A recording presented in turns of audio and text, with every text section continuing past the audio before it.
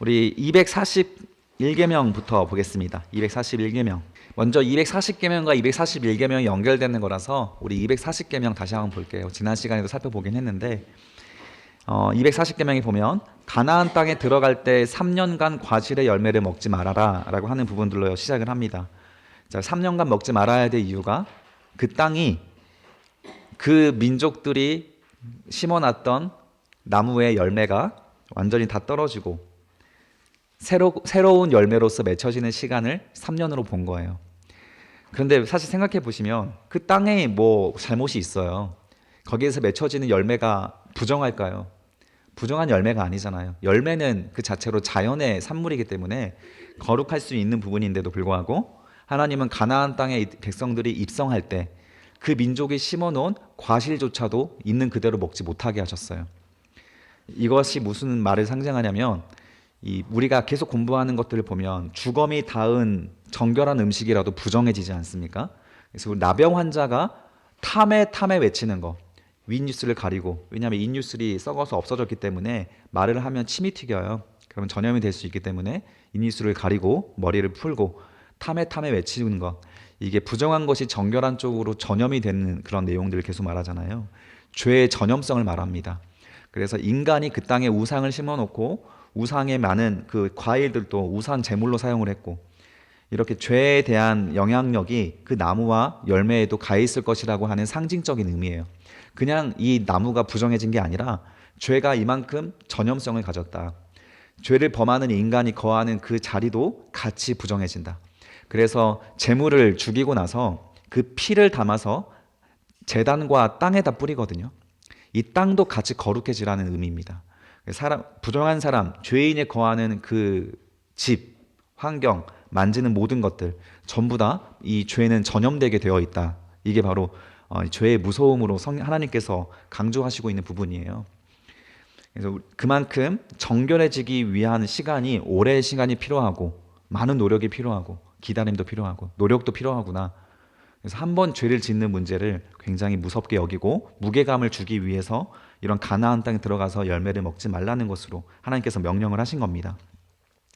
그리고 나서 141계명에 보면 3년이 지난 다음에 4년이 지난 후지만 5년째 먹으라는 얘기가 아니라 4년째부터 먹을 수가 있는데 4년에 나와 있는 그 열매가 첫 열매가 됩니다.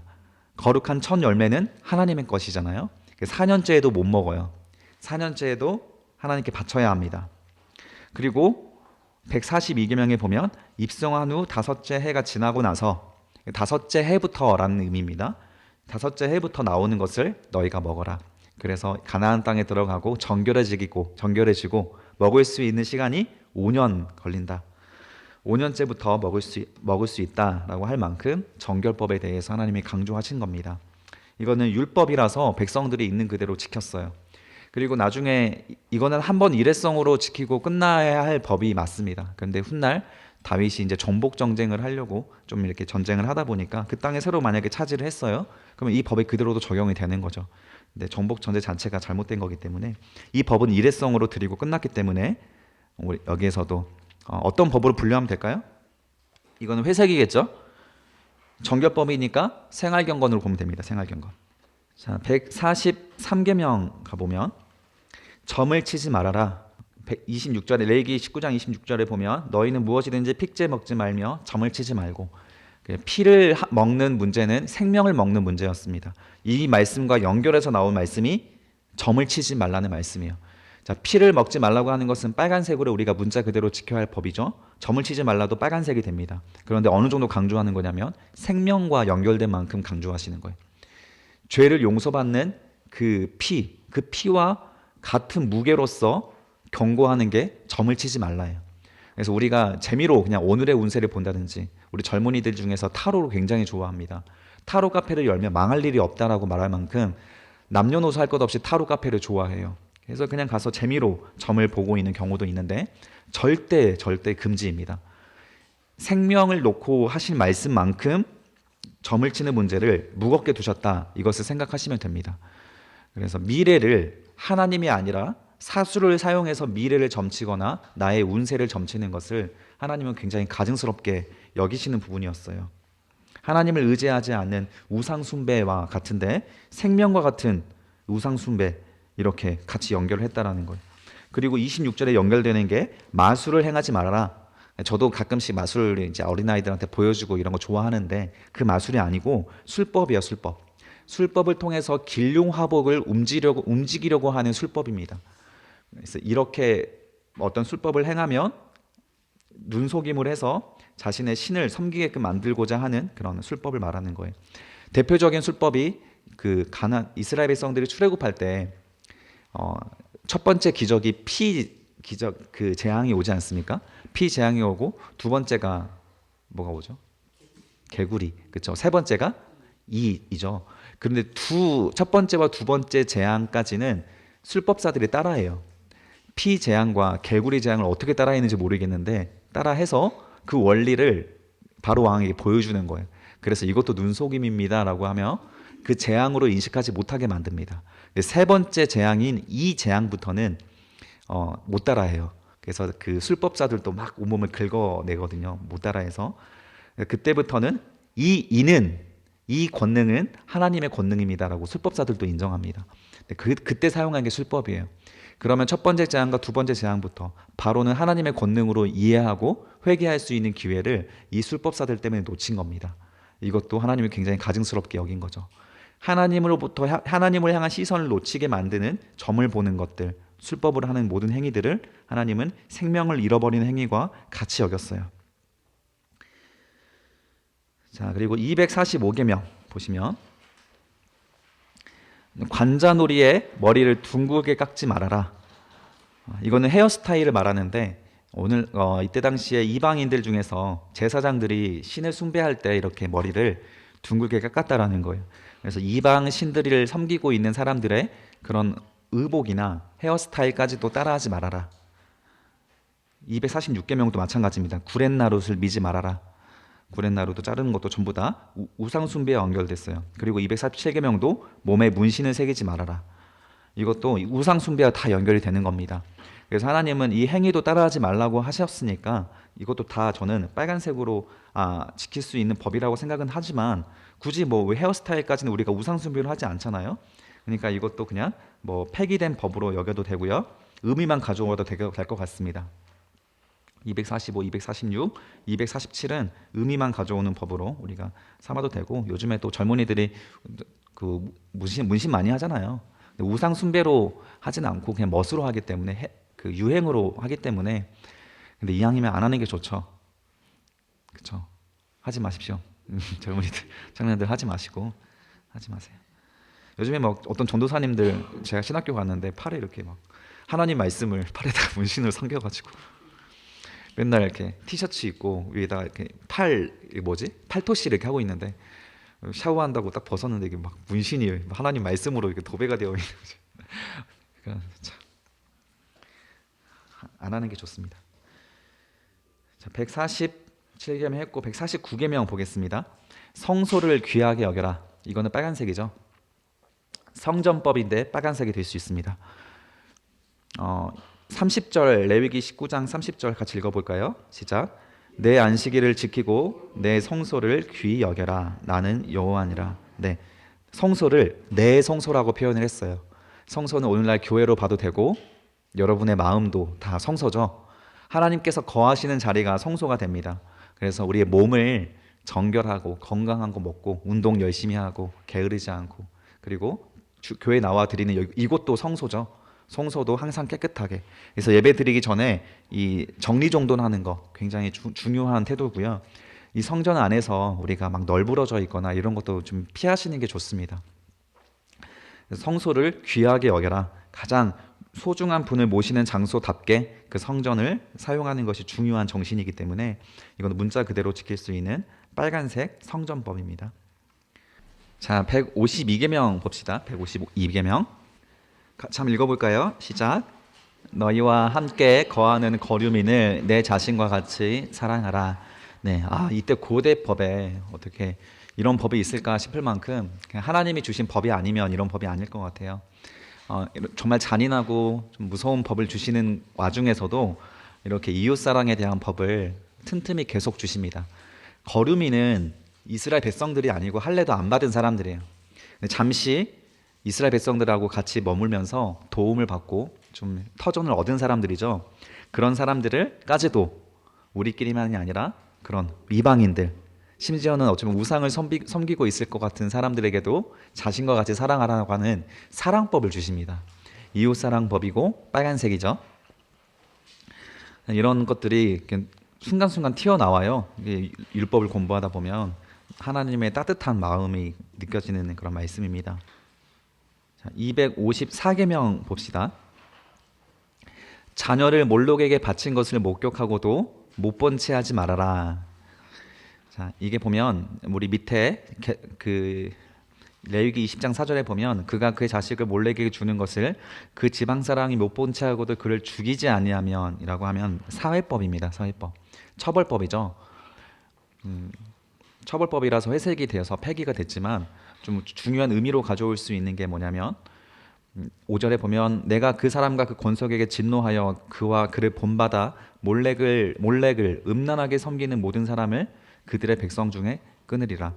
자, 몰록에게 바치는 것은 아기를 몰록의 손 위에다 올려놓고 불을 태워서 죽이는 거죠. 그렇게 바치는 그런 잔인한 제사를 하나님은 음란하게 섬기는이라고 표현을 하고 있어요. 그래서 우상 숭배는 결국 다 음란과 연결이 됩니다. 하나님으로부터 섬겨지는 마음으로 하나님께로 향한 섬김의 마음이 가지 않은 모든 것들은 음란의 마음과 하나님은 같이 봐요. 그래서 우리가 우상 숭배하고 있는 주변에 있는 사람들, 그래서 무언가 정신을 빼앗기고 그 곳으로 정신없이 살아가고 있는 사람들에게는 그것을 우리가 보면 모른 척하지 말라는 말씀으로 가져올 수 있는 의미가 있습니다. 우상 숭배하고 있는 자들, 다른 종교에 있는 분들은 말할 것도 없고요. 우리 주변의 무신론자라든지 성도님들 중에서도 하나님 외에 다른 것에 정신이 팔려서 막 달려가고 있는 분들을 못 본 채 하지 말고 그 결과를 하나님께서는 음란으로 표현을 하시고 또 그들을 백성 중에서 끊으리라라는 말씀은 구원을 잃어버리게 만들겠다라는 거예요. 백성 중에 끊겠다라는 구원의 백성이 되지 않겠다라고 하는 겁니다. 그래서 교회 다녀도 우리가 하나님을 보지 못하고 달려가는 자들은 성경에서는 사실 구원의 백성으로 포함을 시키고 있지 않아요. 그래서 백성들과 함께 거류하고 있는 거류민도 있고 그들이 예배하고 있을 때 예배를 구경하고 있는 거류민도 있고 이방인들도 존재하고 같이 예배를 드리고 있는 사람 중에서도 우상을 숭배하는 사람이 있고 이런 사람들은 늘 구원의 백성 밖으로 하나님은 내모시고 있다는 것을 우리가 확인을 할 수 있어요. 그래서 교회라고 하는 공간이 안정장치를 주고 있는 공간은 아닙니다. 결국 우리 마음의 할례까지 들어와야만 우리는 구원을 안정장치를 가지고 있는 자로서 살아가고 있는 겁니다. 자, 255계명 굉장히 중요한 말씀이 선포됩니다. 읽어볼까요? 시작. 너희는 스스로 거룩을 선택하라 라는 말씀. 우리는 거룩하라라고 하는 것은 명령입니다. 명령을 순종하는 것은 우리의 선택이에요. 순종하지 않을 수 있는 것도 선택입니다. 그래서 게으르고 싶고 또 한 번 더 범죄하고 싶을 때 범죄하지 않을 수 있는 실력을 우리에게 주셨어요. 성령을 의지하시고 범죄의 현장에 있을 것 같은 순간마다 피하시고 지혜를 얻어서 도망가시고 절제하시고 끊어낼 수 있는 능력을 우리에게 주셨습니다. 그래서 거룩을 선택하라. 자, 7절 한번 읽어봅시다. 시작. 너희는 스스로 깨끗하게 하여 거룩할지어다. 나는 너희의 하나님 여호와니라. 너희는 내 규례를 지켜 행하라. 나는 너희를 거룩하게 하는 여호와니라. 네, 우리가 하나님의 거룩한 규례를 지켜서 행동을 하면 우리를 거룩하게 해주시는 분이 하나님이시라는 거예요. 그래서 우리가 어떤 선택을 하냐에 따라서 하나님께서 우리를 거룩하게 칭해 주시고 성령으로 기쁜 마음을 더해 주시고, 그래서 율법을 공부할 때마다 순종에 대한 부분들, 절제에 대한 부분들을 잘 분별하셔서 선택하시고 그렇게 행하시면 하나님이 거룩하게 주시는 마음들로서 하나님과 친밀해지는 겁니다. 거룩해질수록 하나님이 잘 느껴져요. 그늘에 있을 때는, 건물 안에 있을 때는 밖에 온도가 안 느껴지지만 태양 밑으로 가면 밖에 온도가 느껴지죠. 하나님과 가까이 갈수록 우리는 하나님이 더 느껴지는 건데, 그것은 거룩한 것을 선택하는 길이에요. 거룩한 행위를 우리가 하면 할수록 하나님 앞에 그 거룩한 은혜를 우리가 느끼며 살아가는 겁니다. 그래서 하나님이 안 느껴져요, 하나님의 음성이 들리지 않아요, 하나님이 계신지 잘 모르겠어요, 이런 분들은 행함이 없기 때문에 그런 거예요. 거룩한 행함을 우리가 공부하고 있기 때문에 이런 행함들을 우리가 실현할수록 하나님이 더 친밀하게 느껴집니다. 자, 255계명 했고 258계명으로 갑시다. 자, 258계명 보기 전에 257계명 가면 남매 간에 서로의 나체를 보는 것을 끊어내라. 자, 이것은 남매 간이라고 우리가 볼 수 있는 이제 성윤리법인데 사실 이 보는 자들이죠. 보는 자들. 그래서 음란물을 보는 것도 이것도 죄에 대한 분명한 사용법에 들어갑니다. 보는 것만으로도 사용법에 들어가요. 사용법을 정리해놨어요. 밑에 세 가지 보면 극악한 세상 종교 풍속을 따르면 사형이다. 부모를 가벼이 여기면 사형이다. 극악한 세상 성풍속을 따르면 사형이다. 성경은 분명하게 사형법에 대해 정리를 내려주고 있습니다. 이거는 뭐 논란의 여지가 없죠. 논란의 여지. 같은 우리 신학을 하실 때 하는 신학생들도 아니 어쩔 수 없이 이렇게 음란물을 보는 거는 남자의 혈기가 있으니까 어쩔 수 없는 거 아니야 라고 많이 말하는 분도 계셨어요. 이런 분들은 성경 말씀을 좀 더 잘 봐야 될 분들입니다. 그냥 봤으면 회개를 해야 되는 거예요. 죽을 죄를 지은 겁니다. 회개를 해야 되는 게 맞는 거예요. 속죄제를 드려야 되는 거죠. 258계명 보면 제사장은 사람의 시체를 만지면 안 됩니다. 일반 성도들은 일반 백성들은 시체 만져도 되나요? 안 되죠. 그런데 장례식을 할 때에는 만질 수 있잖아요. 만지면 이제 정결 예식을 하면 됩니다. 그런데 일반 자기 가족들이 뭐 이렇게 죽었을 때에는 주검을 만질 수 있었죠. 그래서 59계명 보면 그러나 가족의 주검을 만질 수 있대요. 제사장은 자신의 가족의 장례식은 할 수 있습니다. 다른 사람의 장례식에 가면 안 돼요. 제사장은 자기 가족의 장례식만 갈 수 있었습니다. 그런데 267계명 보시면 대제사장은 가족의 주검이라도 만지지 말라라는 말이 나와요. 자, 일반 제사장과 대제사장은 엄격하게 또 구별이 됩니다. 대제사장은 아론의 후손들이고 이들은 1년에 한 번씩 속죄제를 드리러 지성소에 들어갈 수 있는 사람이에요. 한 사람입니다. 딱 한 사람. 이 대제사장은 가족의 장례식도 갈 수가 없어요. 가족의 주검과 함께 하는 공간에도 들어가면 안 됩니다. 그래서 너무 가혹한 말이지만 그만큼 정결하게끔 구별된 자로서 있는 그 위치가 제사장의 위치였어요. 가혹하지만 그만큼 거룩을 더 노력을 해야 되는 존재입니다. 제사장들이 범죄하는 거랑 일반 백성이 범죄하는 거랑 속죄제의 규모가 달라요. 제사장이 범죄하면 훨씬 더 많은 정성과 또 예물로서 하나님께 이렇게 올려드려야 하는 법이 있습니다. 그래서 오늘날에 이거를 교회로 가져오면 우리 모든 사람들이 다 제사장들이지만 특별히 이 규칙으로 그 어떤 위치로 보면 제사장의 역할은 목사님들, 교역자들의 역할이기 때문에 교역자들은 더 거룩하기 위해 힘써야 되는 것이고 교역자가 거룩하지 못한 선택을 하는 모든 행위들은 훨씬 더 하나님 앞에 중재로서 심판받게 됩니다.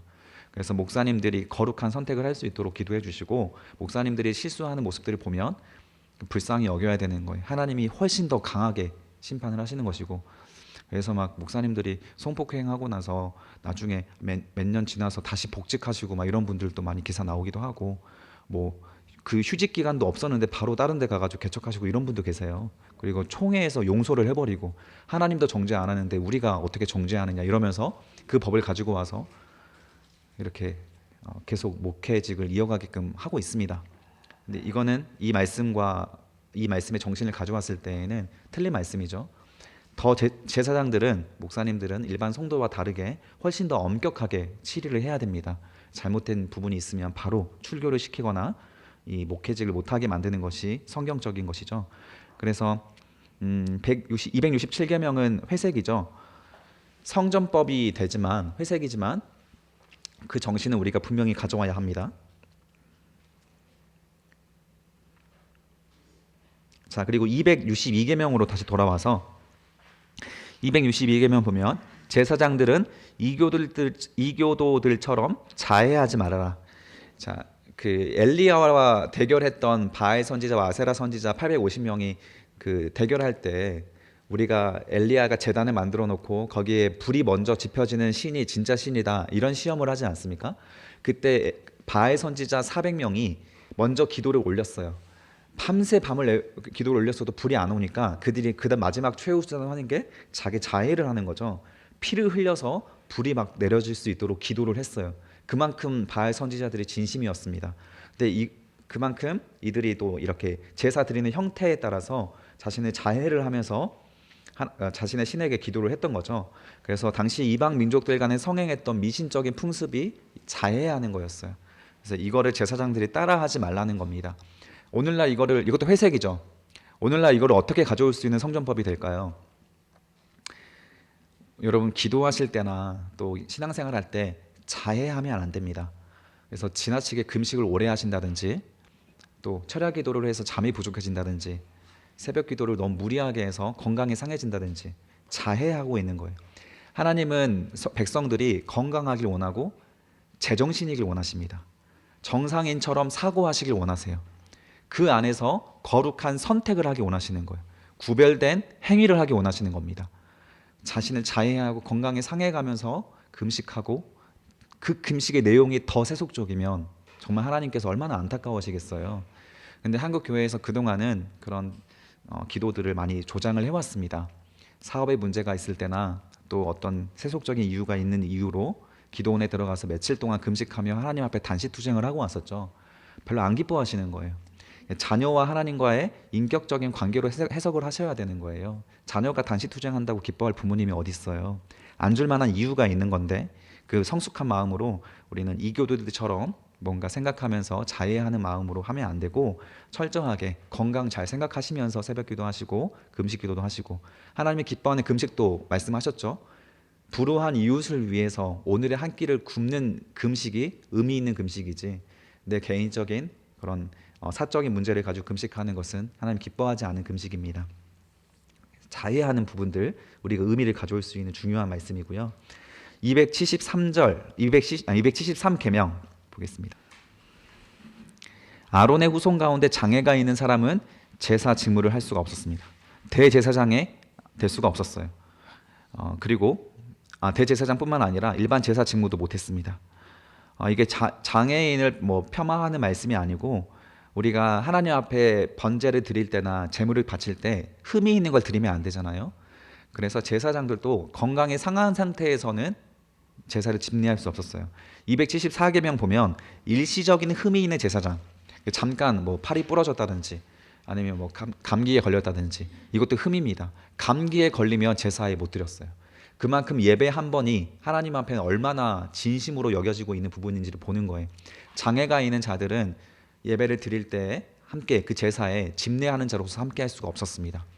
온전한 예배를 받았기 때문에 그런 것이고 또 감기가 들었을 때 그래서 제사장들은 특별히 건강관리에 더 유념을 했어야 했고 그 건강을 위해서 음식법을 주신 거예요. 건강하라고 잘 지키라고 주시는 법입니다. 275계명도 마찬가지죠. 신체적 흠이 있는 제사장은 휘장 안으로 들어가거나 제단에 가까이 가서는 없다. 성전법이고 회색입니다. 그러나 의미를 충분히 가져올 수 있는 부분입니다. 제가 친한 목사님이 40일 금식을 하다가 돌아가셨어요. 그 심장병이 있으신데 심장약까지도 끊으셨어요. 금식하신다고. 그래서 15일 만에 돌아가셨습니다. 승귀하셨어요. 그래서 저는 이 율법을 공부하면서는 이런 부분들을 볼 때마다 너무 안타까웠습니다. 교회를 위해서 금식하신 거거든요. 그때 이 목사님이 로마서 강해를 한 3년을 하셨어요. 그러다가 교회에서 이 분란이 일어나서 로마서 좀 그만 가르치라고 목사님을 대들었다가 목사님이 잘리게 된 상황이 생긴 겁니다. 그래서 그걸로 40일 금식 기도를 들어가셨다가 15일 만에 순교하신 거죠. 순교하시고 돌아가셨다고 보는데 너무 안타까웠습니다. 몸을 자해하거나 이렇게 건강을 훼손하면서 하나님 앞에 나아가는 것은 바람직하진 않습니다. 그러나 저는 내가 사랑하는 목사님이었고 목사님이 얼마나 간절했으면 저랬을까 싶은 마음에 많이 울었던 기억이 나요. 좀 더 우리가 이런 부분들을 정직하게 좀 고민해 볼 수 있어야 합니다. 그렇죠? 276계명이면 보면 부정하게 된 제사장은 제사를 드릴 수 없습니다. 제가 항상 우리 청년부 예배 드릴 때 좀 아쉬운 게 뭐냐면 제 마음의 상태가 부정해졌어요. 그래도 설교를 해야 되는 입장인 거예요. 저 대신 할 사람이 없어요. 이런 상황이 좀 안타깝더라고요. 저도 인간인지라 저도 부정하게 될 수 있습니다. 마음의 예배를 집례할 수 있는 없는 상태가 된다면 내려놓는 게 맞아요. 그 한 주는 설교를 안 하는 게 맞습니다. 그래서 어느 교회는 실제로 담임 목사님이 종종 이렇게 대예배를 안 드리시고 맨 앞자리에 앉아서 예배 드리시는 경우가 있어요.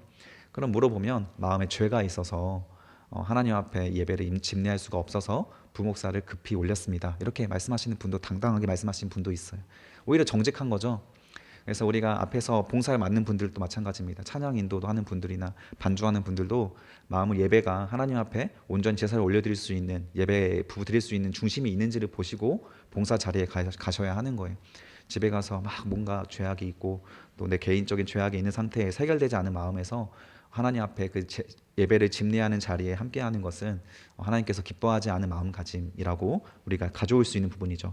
부정하게 된 제사장은 제사를 드릴 수 없다. 이것도 회색이지만 의미를 우리가 명심하면서 가져와야 됩니다.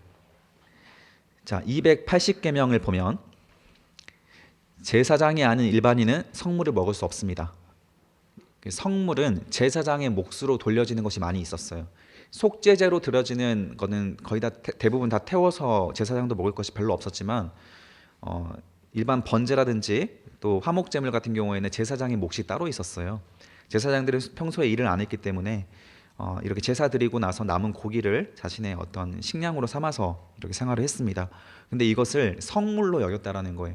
일반 백성들도 함께 나눠 먹을 수 있는 성물은 화목제물로 있었지만 대부분의 성물은 다 제사장의 분량으로 넘어갔었습니다. 그래서 이 예배 드리고 남은 그 고기들이 하나님께 제사 드리는 그 후에 남은 흔적들을 함부로 여기지 못하도록 하는 질서의 부분이었어요.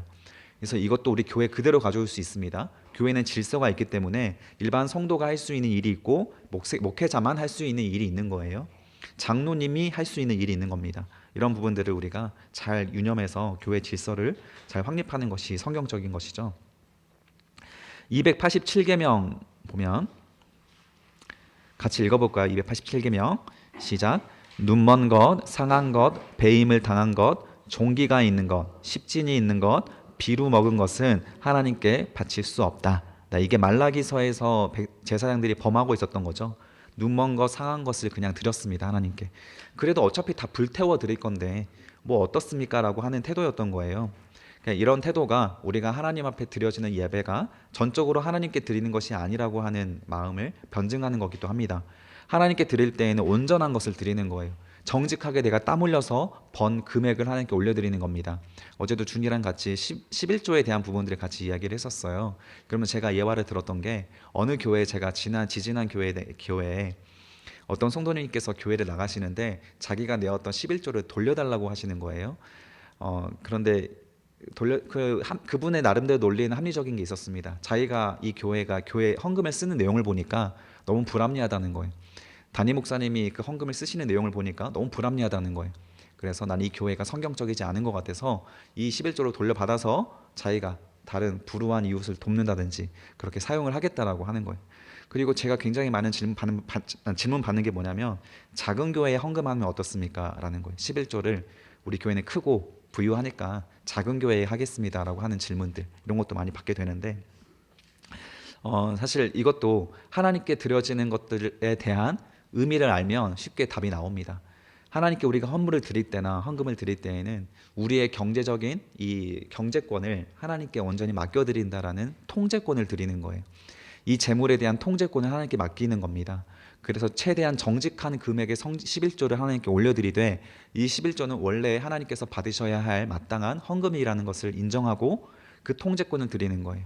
그러면 하나님께서 이 교회가 그 헌금을 함부로 사용하고 횡령을 했다라고 하더라도 그 심판은 하나님께 맡기는 겁니다. 나는 그 교회에 바치는 게 아니라 하나님께 바치는 거죠. 하나님께 바쳤다라는 그 의미만 알면 어떻게 헌금을 해야 되고 11조를 해야 되는지를 우리가 쉽게 헤아릴 수가 있게 되죠.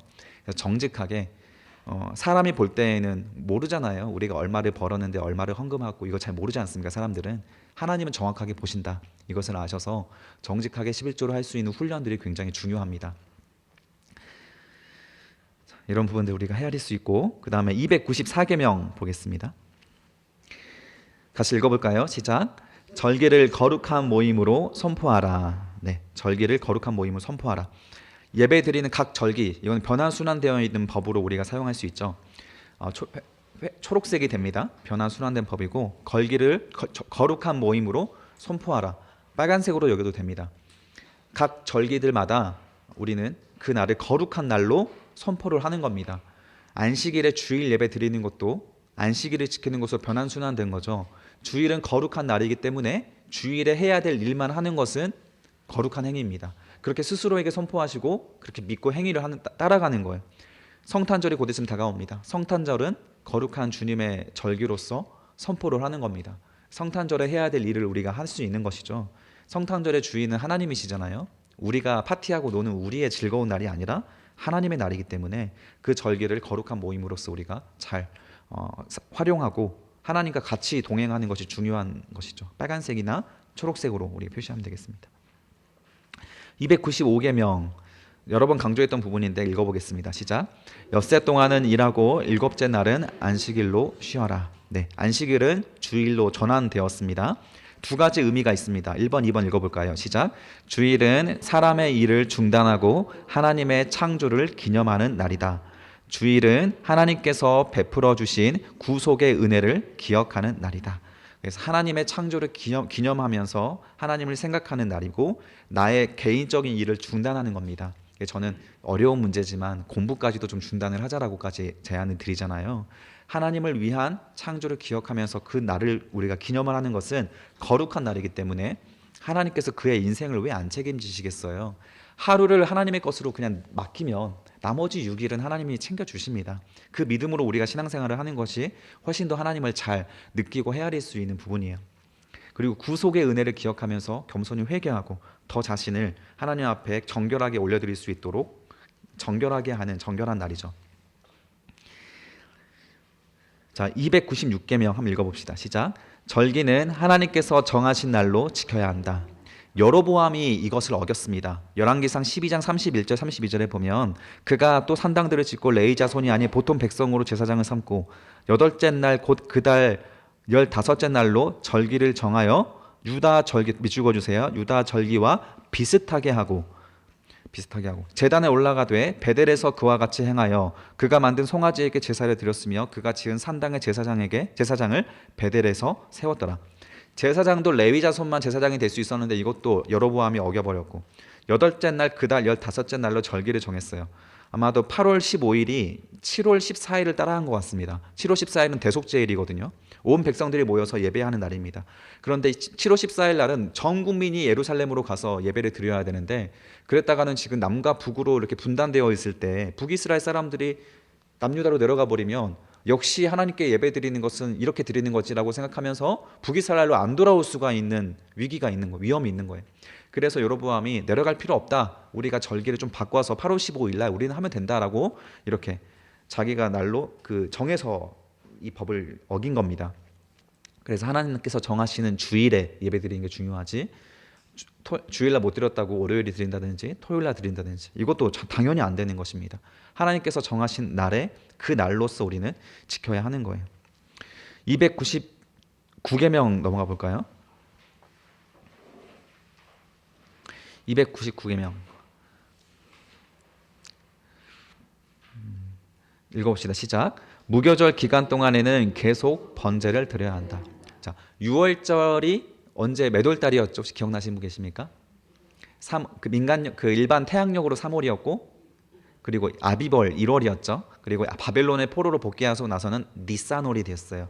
성경에 자주 나오는 월 이름이니까 외워두시면 좋아요. 아비벌과 니산월은 1월입니다. 뒤에 제가 정리 좀 해놨어요.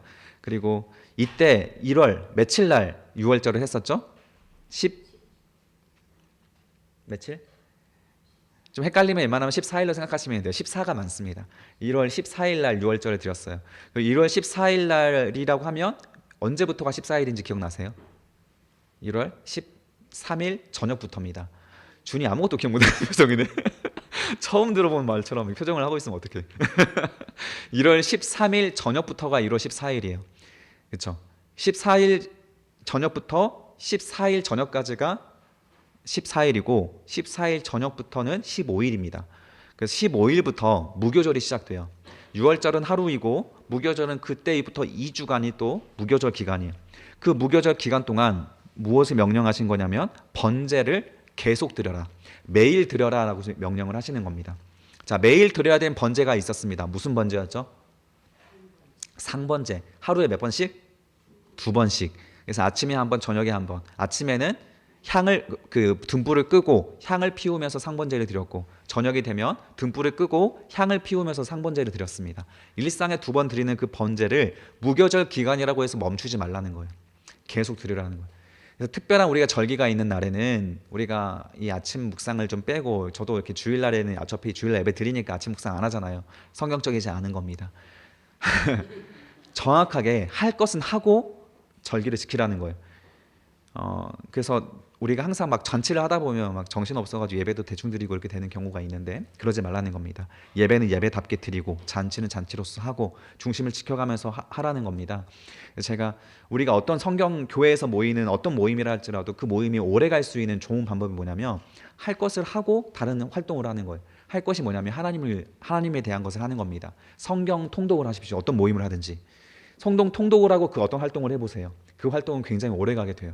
하나님 중심으로 모여있던 그 중심의 본질은 하나님과의 관계에 있기 때문에 그 모임에서 항상 성경적인 말씀과 기도회가 같이 가면 그 이후에 있는 모든 활동들이 다 재밌어져요. 그런데 다른 뭐 탁구 우리 선교회 있잖아요. 근데 탁구만 쳐보세요. 재미없어져요. 탁구 선교회가 매번 모여가지고 기도하고 해보세요. 그러면 그 모임이 더 살아나게 되는 겁니다. 우리 청년부도 이 쉼표 50이 있어요. 찬양 50팀인데 찬양을 드리고 나서 반드시 성경 나눔이 있습니다.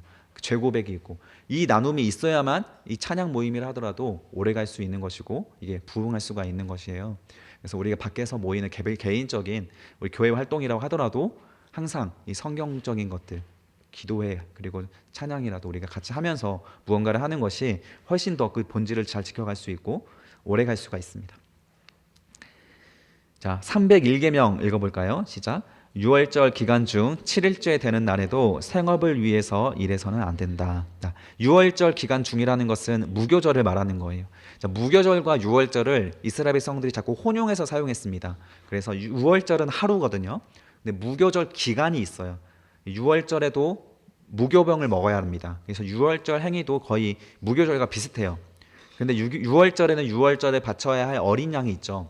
그 양을 바치는 그 행위가 6월절이고 먹는 음식은 무교절과 똑같기 때문에 6월절과 무교절을 같이 혼용해서 사용하고 있습니다.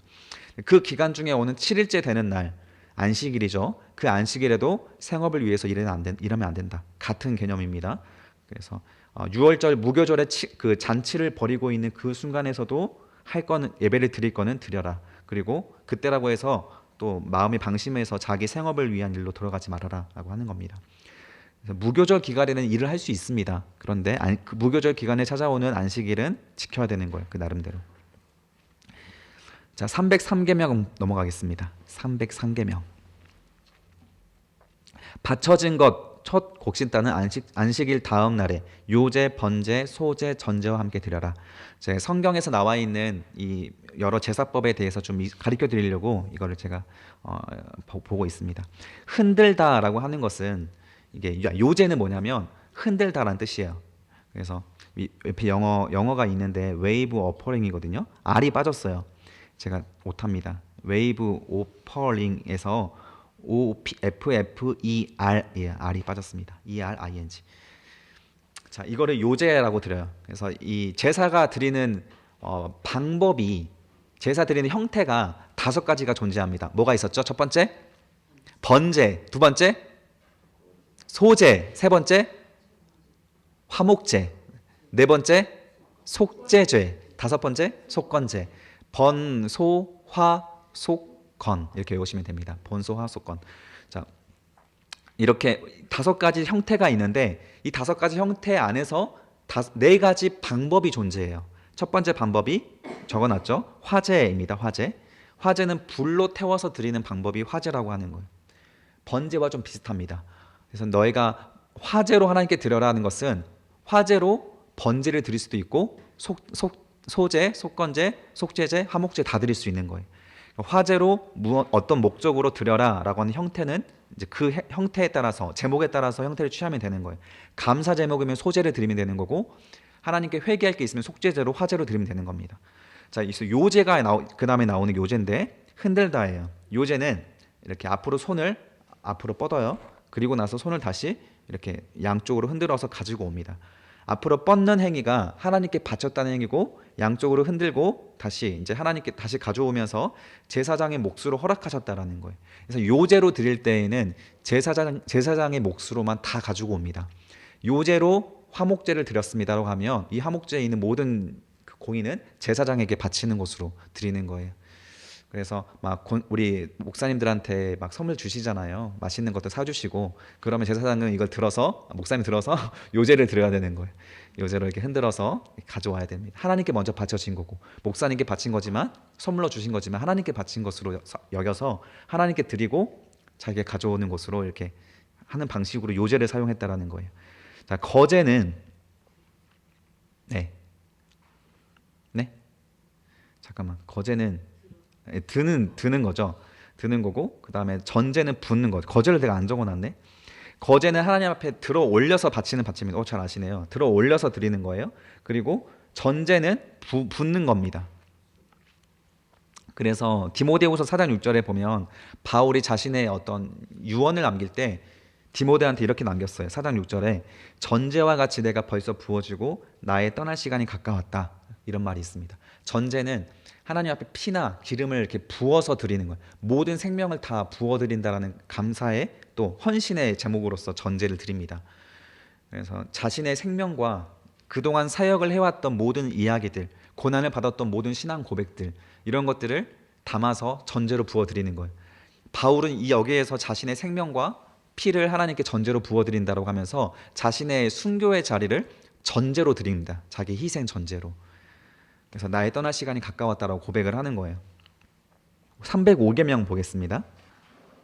곡식단을 요제대로 흔들어 바친 그날부터 날을 세워서 49일을 채우고 50일째 되는 날 새 소제를 드려라. 이렇게 하나님 앞에 예배를 드리는 여기 어떠한 지금 초실절이거든요. 초실절을 드릴 때 하고 있는 그 행위 가운데 49일 동안 7번째 안식일에 7번 오고 나서 50일째 되는 날로서 오순절을 지켰어요. 이 오순절을 오늘날에는 성령 감린절로 이렇게 변환돼서 가져왔습니다. 그래서 305계명은 우리가 초록색으로 변환 순환된 제물 이렇게 제사로 우리가 이해할 수가 있는데 초실절은 안식일을 7번 지내는 동안에 하나님께 드려지는 특별한 예배 기간이에요. 49일. 우리도 뭐 특별 새벽 기도 기간 막 이렇게 2달 채우고 이런 분들 이런 교회도 있죠. 특별한 하나님께 기도의 제목을 가지고 초실절을 가지고 하나님께 매 드리는 겁니다. 이 절기가 있고 50일째 되는 날에는 또 오순절을 드립니다. 그래서 오순절에 해야 될 예배가 있고 오순절 마지막 안식일에 해야 될 예배가 있죠. 그래서 이때는 이틀을 쉬면서 하나님께 예배를 드렸어야 했어요. 그래서 맥추감사절 오늘날에 뭐 77절 이렇게도 오순절날 지금 우리가 사용하고 있는 절기로서 사용을 하고 있고요. 맥추감사절은 추수감사절이라고 해서 맥추절로 우리가 같이 가져오는데 성경에서는 맥추절과 77절이 오순절로 연결됩니다. 기간이 우리랑 좀 달라요. 오늘날이랑. 우리는 그냥 성령 감린절로 해서 한 40일 이렇게 50일 정도 우리가 채워서 예배를 드리고 있고 307계명 읽어봅시다. 시작. 오순절에는 속죄제로 속죄하고 화목제로 하나님과의 관계를 회복해야 한다. 자, 오순절에 해야 될 것은 속죄제가 있어요. 77절 기간 동안 하나님 앞에 번제를 드리고 예배를 드렸겠지만 마지막 50일 날 속죄제로 또 드려야 됩니다. 그리고 나서 화목제를 드려요. 77절 기간에 드렸던 거룩한 하나님께 대한 절기의 예배를 마치는 마음으로 다시 한번 죄의 용서를 구하고 속죄를 한 다음에 하나님과의 관계가 정결하게 완전히 회복되었음을 선포를 하는 겁니다. 그래서 언약의 백성이라고 할지라도 성도라고 할지라도 날마다 지은 죄가 있기 때문에 오순절 날에는 속죄제로 하나님 앞에 다시 올려드려서 이렇게 죄를 용서받는 행위를 하나님 앞에 의미 있게 올려드린 것이죠. 그래서 성도들은 날마다 이게 회개할 수 있는 기회를 하나님께서 주시는 것으로서 그 하나님의 은택을 주신 겁니다. 성도가 가장 큰 선물은 회개의 기회예요. 날마다 번제를 드리면서 회개하고 속죄제를 드리면서 또 회개하고 계속 자신을 돌아볼 수 있는 기회를 주시는 것이죠. 자, 310계명 보겠습니다.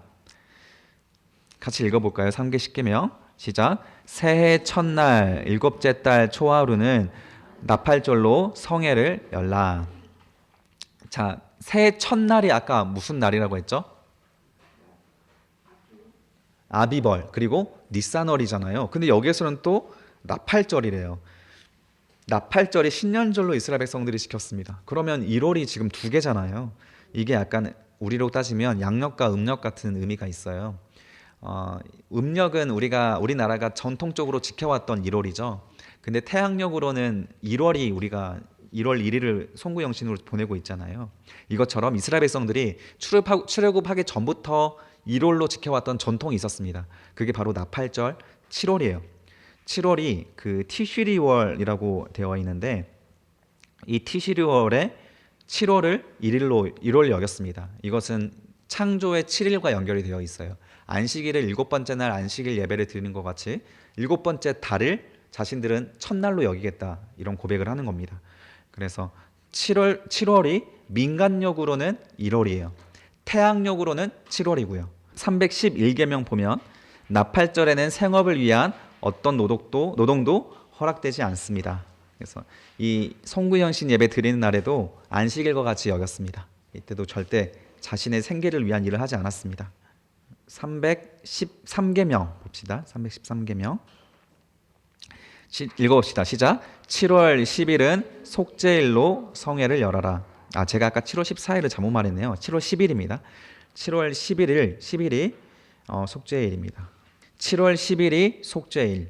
여기를 위에다 적어주세요. 대속죄일입니다. 이게 1년에 한 번 드리는 대속죄일이고 이때 대제사장이 지성소로 들어가서 이스라엘의 모든 죄를 하나님께 고하고 용서를 받습니다. 이때에는 27절 한번 읽어볼까요? 시작. 일곱째 달 여름날은 속죄일이니 너희는 성회를 열고 스스로 괴롭게 하여 여호와께 화제를 드려라. 네, 스스로 괴롭게 하다가 위에다 적어두시면 이게 바로 금식입니다. 금식. 이날은 금식하는 날이었어요. 대속죄일로 바쳐지는 제물은 전부 다 불태워서 살랐습니다. 남길 고기가 없었어요. 다 태웠습니다. 그래서 우리의 모든 죄를 다 태우는 날로서 스스로 괴롭게 하도록 허락되어 있는 유일한 날이에요. 오늘날의 대속죄일은 언제가 될까요? 변환순환되었죠. 언제가 될까요? 고난주간이 되겠죠. 고난주간. 종려주일입니다. 종려주일 전에 종려주일. 그래서 부활주일 전에 있는 금요일 밤. 이때가 우리는 고난주일로 성금요일로 여기잖아요. 성금요일 날은 금식하는 것이 성경적인 겁니다. 하루라도 우리가 스스로 괴롭게 해야 되는 속죄와 구속을 기억하는 날로 삼으면 성경적으로 우리에게 유익한 금식이 됩니다. 이 금식 외에 허락되는 다른 금식은 불우한 이웃을 위한 금식이에요. 그렇죠? 근데 이날만 우리의 죄를 용서받기 위한 그 행위로서 금식이 허락되고 다른 날에도 뭐 특별히 내가 하나님 앞에 큰 죄를 지어서 부끄럽다 할 때에는 금식하며 또 회개할 수 있겠죠. 그런데 이때에는 이제 내가 알지 못하는 죄도 있잖아요. 부지 중에 죄인 죄까지 다 하나님 앞에 내가 무슨 죄인지는 알지 못하지만 하나님 내 죄를 용서해 주세요. 이렇게까지 기도를 하는 겁니다. 자, 314계명 속죄일에는 스스로 괴롭게 하여 불살라 바치는 제물을 돌려야 한다. 아까 했고요. 315계명 보면 속죄일에는 어떤 일도 해서는 안 된다. 안식일과 똑같습니다. 317계명 봅시다. 317계명 7월 15일은 초막절로서 7일간 지켜야 됩니다. 7월 10일 날 대속죄를 하고 나서 5일이 지난 7월 15일은 다시 모여야 돼요. 모여서 초막절을 지내게 되는데 일주일 동안 성막이 있는 근처로 다 모여서 텐트를 짓는 거예요. 텐트를 치고 7일 동안 거기서 살아야 됩니다. 뭘 기억하는 걸까요? 출애굽을 기억하는 거예요. 출애굽할 때 다 텐트에서 살았지 않습니까? 그래서 그때를 생각하면서 하나님의 은혜를 기억하는 거예요. 나의 죄를 건져주셔서 구원이 시작되어 있던 그 날을 기억을 하는 겁니다. 성경은 초심을 굉장히 중요하게 여겨요. 하나님을 처음 만났던 그 순간을 우리는 절대 잊으면 안 됩니다. 그때를 기억해서 내 초심에 했던 하나님께 고백들, 하나님은 다 기억하고 계시거든요. 나는 까먹어도. 그래서 그 고백들과 약속들을 계속 기억하면서 초심에 뜨거웠던 마음들을 회복하는 시간이 초막절이었습니다. 종려주일로 굳이 따진다면 종려주일 됩니다. 그래서 마지막 부분에 보면 초막절 마지막 부분에 이스라엘 백성들 나뭇가지 등으로 초막을 짓고 그곳에 7일 동안 지냈으며 예루살렘 성전에는 특별한 성회를 모였다. 종려나무로 흔들었으니까 뭐 종려주일? 그런데 이거는 또 우리가 고난주간 다음에 지내는 게 종려주일이잖아요. 그래서 그 부활절 전주가 종려주일인데 이건 해당되지 않은 것 같고, 아무튼 이것은 오늘날에 우리가 변환순환에서 지키고 있지는 않은 것 같아요. 의미를 가져와야 되니까 회색이 맞습니다. 의미를 잘 기억을 하십시오. 우리가 하나님께 돌아왔던 그 순간을 기억하는 것은 굉장히 중요합니다. 자, 그리고 318계명 보면 초막절 첫날에는 성회를 열면서 생업을 위한 일을 해서는 안 됩니다. 그 날에만은 자기 일을 하면 안 되고 그 다음 날부터는 자기 일을 해도 돼요. 나머지 6일은 생업을 이어갈 수 있게 해주셨고, 322계명으로 넘어갑시다. 자, 같이 읽어봅시다. 시작. 초막절 기간 중에 안식일이 겹치는 날에는 안식일에 드리는 제물 외에 절기 제물을 더 첨가하여 드려야 한다. 네, 그냥 우리가 어떤 절기가 있고 절기 때 봉투를 따로 드리잖아요. 그러면 평소에는 주일 예배 헌금이 있었으니까 오늘은 봉투만 바꿔서 추수감사절 헌금을 드린다, 이러지 말라는 거예요. 겸사겸사 이러지 말라는 겁니다. 저도 한동안 이랬거든요. 한동안 그냥 항상 드리는 헌금이 있었어요. 그 헌금에 따라 이렇게 봉투만 바꿔서 드렸는데, 그러지 말고 매 주일 있을 감사 헌금을 하나님께 드리고, 그리고 나서 또 그 절기에 맞춰 드리는 예물로서 더하여 드리라는 거예요. 겸사겸사는 안 됩니다. 324계명 봅시다. 초막절 기간에는 이래 동안 초막절에서 지내야 된다. 제가 말씀드렸고 밑에 설명을 좀 적어놨죠. 초막에 해당되는 히브리어는 수카라는 거예요. 덮다, 자신을 숨기다라는 뜻입니다. 당연히 무엇이 상징이 됩니까? 하나님의 그늘 아래 내 죄를 숨겨주시고 보호해 주시는 것, 뜨거운 태양으로부터 나를 가려주시는 것, 그것을 우리 기억을 하는 거죠. 하나님의 구원의 은혜를 감격하는 것이고 죄를 용서해 주시는 것을 기억을 하는 거예요. 그래서 대속죄일 읽고 다음에 이걸 하는 겁니다. 내 죄를 가려주시고 덮어주셨다, 이걸 기억을 하라는 것이죠. 자, 326계명 중요한 계명입니다. 읽어볼까요? 시작. 7년마다 안식년으로 땅을 쉬게 하라. 우리 안식년이라고 해서 1년씩 쉬잖아요. 우리 목사님들도 7년마다 안식년을 가는데 우리 담임 목사님은 안 가시더라고요. 우리 교회가 허락을 안 하시는 것 같은데, 원래는 안식년은 교회 목사님들이 7년마다 한 번씩 갑니다. 그래서 쉼을 하고 영적으로 회복하고 돌아오시는 건데, 사실 이 안식년의 본래의 의미는 땅이 쉬는 거였어요. 제사장이 쉬는 날이 아니었습니다. 땅이 쉬는 것이고, 그 땅이 쉬는 동안에 땅이 회복하고, 이때는 파종을 하면 안 됩니다. 그리고 땅에 자연스럽게 맺히는 그 열매만 거둬야 되는 거예요. 파종을 안 했기 때문에 수확물이 확 줄어듭니다. 그래서 더 가난하게 되지만 6년째에 하나님께서 더 복을 주셔서 7년째 굶지 않게 해주시겠다는 약속을 뒤에 가면 해주세요. 그래서 이 안식년 7년마다 거룩하게 보내는 1년. 그래서 안식년은 가난한 날이 1년이 맞지만 배를 굶지 않게 하는 하나님의 은혜를 경험하는 날입니다. 그리고 가난한 누구나 거지라든지 들짐승이 와서도 그 과실을 먹을 수 있게 다 허락을 했어요. 이때는 고아와 가부를 위한 날이기도 하고, 그래서 우리도 7년마다 한 해씩은 좀 일을 쉬어갈 수 있으면 쉬어가는 것도 좋습니다. 가능하다면. 그래서 더 하나님의 그런 안식을 누려가면서 회복하는 그 기간이죠. 노동으로부터 휴식을 취하면서 몸을 회복하고 정신과 마음을 회복하는 기간으로 삼으라는 것입니다. 더 가난해지더라도 중요한 정신입니다. 그래서 이것도 회색이지만 의미를 강하게 가져올 수 있는 부분이죠. 328계명 보면 안식년의 소출은 공동 소유로서 누구나 먹을 수 있습니다. 땅을 쉬게 하기 때문에 주인이 없어요. 누구나 와서 그 과수원에 있던 맺혀 있는 열매를 먹을 수가 있습니다. 자연스럽게 맺힌 열매죠. 329계명이 정말 중요합니다. 같이 읽어볼까요? 시작. 안식년이 7번째 지난 50년째를 희년으로 공표하라.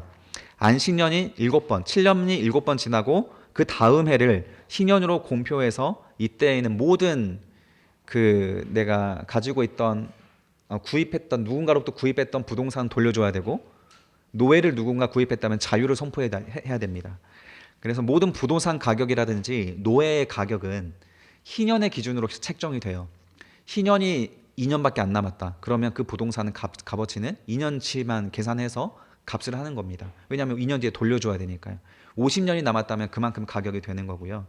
그래서 희년은 자유를 공표하는 날이에요. 다 자기 자리로 돌아가는 날입니다. 모든 소유가 자기에게 돌아오고 모든 구속되었던 것이 해방되는 날로서 희년이 보내지게 되는 거예요. 정말 좋은 법이죠. 이때 나팔을 불어서 온 이스라엘 백성 나팔을 불어서 희년인 걸 공표하게 됩니다. 자, 그러면 7번째 쉬는 날이 안식년이었는데 이 안식년이 일하면 안 되잖아요. 이 희년에도 일하면 안 됩니다. 그러면 2년을 쉬어야 되잖아요. 이 2년 동안 먹을 양식을 하나님께서 2년 전 48년째에는 그만큼의 복을 더 주시는 거죠. 우리가 희년을 지키겠다고 마음을 먹으면 하나님이 그만큼의 복을 미리 채워주시는 겁니다. 만나가 떨어질 때 6일째 2배를 내려주셨던 것처럼 하나님께서 굶지 않게 해주시는 거예요. 그러면 3년째, 51년째는 먹을 게 많을까요? 가난하겠죠. 파종을 안 했으니까요. 그때까지 하나님께 챙겨주시는 거예요. 51년째까지. 51년째부터는 또 파종을 할 수 있으니까 52년째부터는 원래대로 돌아오게 되겠죠. 그래서 하나님께서 다 먹을 양식들 보호해 주시면서 주시는 말씀이다 생각할 수 있습니다. 자, 331계명이 그 말씀이고요. 희년째 되는 해에 모든 주민에게 자유를 공표하여 고향과 가족에게 돌아가게 하라. 근데 여기에서 노예는 그 이스라엘 백성들만 말하는 거예요. 이방인들 노예로 구입했을 때에는 희년이 적용되지 않습니다. 이스라엘 백성에게만 적용이 되는 거예요. 335계명 봅시다. 시작. 무엇을 사거나 팔 때 부당한 이익을 남기지 말아라. 정당한 금액을 파는 사람은 알고 있습니다. 근데 이것이 시대에 따라서 상황에 따라서는 가격이 바뀔 수 있잖아요. 그때마다 정직한 가격으로 팔라는 거예요. 그래서 우리 코로나 기간에도 막 급등했던 뭐 사람들이 급하게 샀던 무언가가 있을 수 있고, 그래서 그때마다 사람들한테 더 시기가 더 이걸 구하기 어려운 시기니까 비싸게 마스크 비싸게 팔거나, 또 우리가 뭐 평창 올림픽 같은 데 할 때 하루 1박 숙소값이 엄청 올라갔죠. 성경에서 이것도 금지하는 내용이라고 볼 수도 있는 거죠. 자기가 가져올 수 있는 거죠. 뭐 경제 가치가 원래 희소한 가치가 될수록 가치가 올라가는 것이지만, 정말 성도라면 꼭 필요한 사람을 위해서 제값에 올려주는 것, 이것도 하나님께서 기뻐하는 마음입니다. 그래서 전세 올리지 않게 코로나 기간에 막 이런 것도 운동 많이 했거든요. 교회에서, 큰 교회에서 집주인들에게 전세 올리지 마십시오, 이런 것들. 부당한 이익을 남기지 않도록 정직하게 하는 것, 하나님이 기쁘게 받으시는 신앙 고백입니다. 336계명 보면 읽어봅시다. 시작. 토지 거래는 희년을 기준으로 연수에 따라 가격을 책정하라. 아까 제가 드렸던 말씀이고요. 337계명도 제가 드렸던 말씀입니다. 자, 339계명 봅시다. 땅 주인은 그 땅을 팔았다 할지라도 언제든지 그 값을 지불하여 다시 취할 수 있다. 그 부동산이 완전히 소유가 넘어가지 않습니다. 희년을 기준으로 그 기간만큼만 넘어가는 거예요. 그래서 무르기라고 하는 토지 무르기가 나오는데 24절 제가 밑에 계명을 보면 너희 기업에 온 땅에서 그 토지 무르기를 허락할지니, 이 무르기가 다시 돌려줘라는 거예요. 돌려줘. 그래서 그 기간 안에 돈을 갚으면 그 땅을 가져갈 수 있고, 희년이 오면 그냥 돈을 주지 않아도 가져올 수 있습니다. 그래서 하나님께서 처음에 경계를 정해주신 그 경계 안에서 이스라엘 백성들이 소유로 가지고 있는 것들을 함부로 소유권을 넘기는 것을 허락하지 않았어요. 그게 340계명에도 나오고요. 땅 주인이 토지를 회복할 돈이 없다 할지라도 희년이 되면 구입한 자는 그 땅을 주인에게 다시 돌려주어야 한다. 그런데 341계명 봅시다. 성벽 안에 있는 집을 판 경우에는 1년 안에는 언제든지 다시 살 수 있지만 1년이 지나면 그렇게 할 수 없다. 희년이 되어도 집은 본래 주인에게 돌아가지 않는다. 자, 성벽 안에 있는 집은 부자들이 가지고 있는 집입니다. 이 부자들이 가지고 있는 집은 1년 안에 그 부동산을 다시 재구입하지 않으면 소유주가 넘어가게 돼요. 그래서 희년이라고 하는 것 자체가 가난한 사람들을 위한 법이다, 이것을 알려주고 있는 법입니다. 그래서 부자들은 너희들끼리 사고 팔든 그냥 신경 안 쓰는 거예요. 하나님께서 성벽 밖에 있는 것, 그 땅만 하나님께서 원래 땅으로 주인에게 돌려주라는 가난한 사람들에게 주는 법이 희년입니다. 자, 343계명 읽어봅시다. 시작. 가난한 사람에게는 이자를 취하지 말라. 네, 지금도 이스라엘 백성들이 지키고 있는 법입니다. 그래서 이스라엘 백성들이 이자 노름을 하지 않아요. 이들이 지금도 지키고 있는 게 안식일에는 일하지 않고 안식일에 소득을 취하지 않습니다. 그래서 공장도 안식일에 멈춰요. 근데 공장을 하루를 쉬면 손해가 막심하잖아요. 그래서 그 하루를 무슬림한테 팔아요. 돈을 안 받고 팝니다. 그럼 그 대신 안식일 외에 다른 날에 자기한테 보상하라고 해요. 그러니까 그 값으로 보상하는 게 아니라 그 회사와의 어떤 다른 계약을 맺습니다.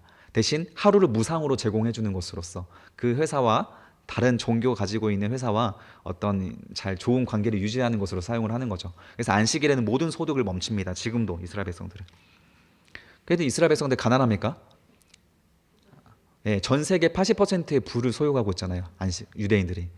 우리가 안식일을 잘 지키는 것만으로도 하나님께 큰 복을 받을 수 있다는 것이 이미 증명되어 있어요. 이미 율법 공부를 자녀들에게 잘 시키면 자녀가 똑똑해져서 노벨평화상 노벨상 받는다는 것도 이미 통계적으로 나와 있습니다. 그래서 신앙 안에서 교육을 잘 시키는 것이 가장 좋은 자녀 교육법이고, 안식일을 잘 지킬 수 있도록 훈련하는 것이 하나님께 복을 받을 수 있는 가장 큰 지름길이라는 것을 우리가 배울 수가 있고 확인할 수 있는 거죠. 347계명 보겠습니다.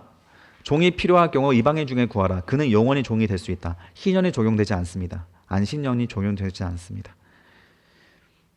밑에 설명 적어놨으니까 한번 읽어보시면 되고 354계명 보면 서원자가 값을 치르고 서원을 취소하려면 서원값의 20%를 더하여 바쳐야 한다. 무슨 말이냐면 약속을 할 때 하나님 앞에 내가 이런 서원을 올리겠습니다라고 하나님 앞에 헌금을 했어요. 예를 들어서 100만 원을 헌금을 했다고 치면 그 헌금을 그 서원을 취소할래요. 안 할래요. 그 안 지키려고 하면 120만 원을 더해내야 됩니다. 그 말이에요. 그러니까 서원을 취소하기 위한 헌금이 또 있었어요. 그만큼 서원 한 번을 할 때 그 서원을 중요하게 신중하게 하라고 하는 의미이기도 하지만 서원을 취소할 때에도 하나님 앞에 또 예배를 드려야 한다. 제사를 드려야 한다는 것으로 하나님께서 말씀을 하신 거예요. 취소에 대한 제사가 따로 있었다라는 겁니다. 그리고 357계명에 보면 지금 계속 서원법을 하고 있습니다. 서원법. 그 증거와 서원에 대한 분류로 넣으면 되죠. 짐승의 초태생은 서원 제물로 바칠 수가 없다. 서원을 하나님께 할 때 바친 제물로서 이 사람은 초태생을 가져올 수 없다라는 거. 초태생은 원래 하나님일 거니까 아까 말했던 겁니다. 겸사겸사 안 돼요. 하나님께 어차피 바쳐야 될 거니까 이걸로 내가 서원을 하면서 바친다? 이렇게 하면 안 됩니다. 초태생은 원래 바치는 거예요. 하나님께 할 제목, 어떤 감사의 제목이 있으면 그 감사의 헌금을 바치면서 주일 헌금 같이 하는 겁니다. 11조 할 게 있으면 11조 하고 감사 헌금 드릴 거 있으면 감사 헌금 하고 주일 헌금 할 것은 주일 헌금 하는 거예요. 그래서 그 각 제목에 따라서 하나님 앞에 하되 다른 것들을 겸하여 하면 안 됩니다. 359계명의 11조에 대한 부분입니다. 읽어볼까요? 시작. 땅의 소출의 10분의 1은 여호와의 것이니 성물로 바쳐야 한다. 하나님께서 이스라엘 백성들한테 약속의 땅을 선물하셨을 때 약속의 땅의 10분의 1만 선물하셨나요? 아니죠. 약속의 땅 전체를 선물하셨잖아요. 그 땅에 있는 모든 것들은 사실 하나님의 거예요. 이스라엘 백성들에게 살라고 공짜로 내준 겁니다. 그러니까 거기서 나오는 모든 서출들은 사실 10분의 10이 전부 다 하나님의 것이지만 하나님께서 10분의 1만은 바치라고 하는 거예요. 그래서 이들은 바칠 때 10분의 9를 자기가 가져간다라는 것으로 11조를 바쳤습니다. 이것도 우리가 그대로 가져올 수 있는 빨간색의 성경 어떤 우리 분류할 수 있는 부분이죠. 11조는 구약의 산물이 아니라 오늘날도 지켜야 될 우리의 신앙 고백입니다. 최소한의 신앙 고백. 360계명 읽고 마치겠습니다. 시작. 가축을 11조로 바칠 때에는 목자의 지팡이 아래로 통과하는 10번째 가축을 바쳐라. 무슨 말일까요? 양들이 막 지나가고 있어요. 그쵸. 지팡이 아래 지나갈 때 무작위로 지나가니까 10번째 되면 그거 바치라는 거예요. 이거는 더 안 좋고 약하고 막 이런 거 바칠까봐 하나님께서 하신 말씀입니다. 그런데 이 11조의 원래 의미를 잘 알고 있는 사람들은 10번째로 지나가라고 하는 이 말을 어떻게 받아들일까요? 좋은 곳으로 드리라 받아들이겠죠. 그래서 정말 잘 지키는 분들은 제일 좋은 양으로 10마리 골라서 바쳤을 거예요. 이 말씀 문자 그대로 지킬 수도 있고 아니면 더 이 본질을 헤아려서 좋은 것만 추려서 하나님께 바쳤을 겁니다. 그래서 내가 선별해서 안 좋은 것들로 대충 바치지 말고 제일 좋은 것으로 하나님께 바쳐라 라는 의도로서 주고 있습니다. 그게 361계명과 연결됩니다. 가축을 의도적으로 정하지 말아라 이겁니다. 여기까지 하겠습니다. 우리 같이 기도합시다. 우리 30초간 같이 통성으로 기도했으면 좋겠습니다. 하나님께서 우리에게 주신 이 거룩한 법이 얼마나 하나님의 진심으로 주시는 법인가, 죄가 얼마나 끈질기고 얼마나 우리에게 치명적이길래 하나님께서 이렇게 우리에게 죄에 대해서 속죄할 것을 강조하시는지, 하나님께서 정하신 그대로 할 것을 강조하시는지를 우리가 다시 한번 이 시간 회개할 것이 생각이 나시면 회개하시면서 하나님께 은혜를 구하시고 또 용서해 주신 하나님 앞에 감사하는 제목으로 30초간만 우리 같이 통성으로 기도하고 제가 마무리 기도 마치겠습니다.